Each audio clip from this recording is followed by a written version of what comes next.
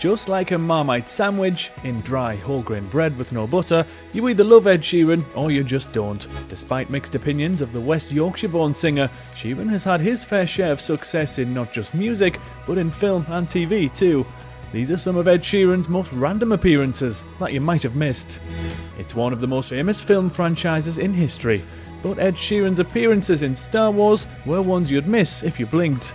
The singer played 2 uncredited roles in Star Wars: The Rise of Skywalker, the first being that of a stormtrooper. We don't actually know if this made the cut or he was just messing around on the set, but with dozens of cameos across the franchise, we wouldn't be surprised. Despite having his face covered for that role, the second involved no helmet.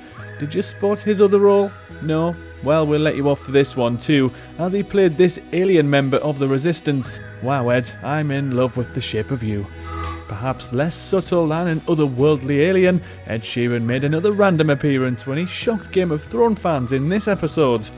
Sheeran cameoed as a Lannister soldier in the first episode of the 7th series, titled Dragonstone.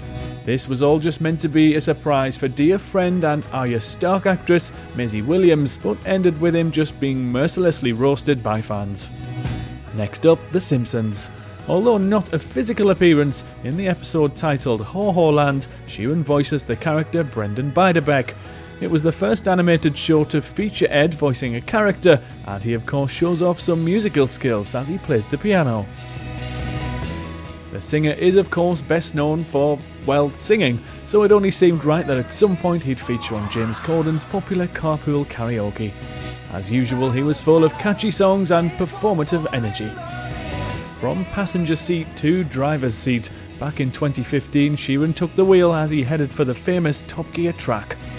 For the show's 176th episode, he pushed the Vauxhall Astra to its limits around the famous circuit. His lap time was slapped onto the bottom of the list as one of the slowest drivers there's been on the show.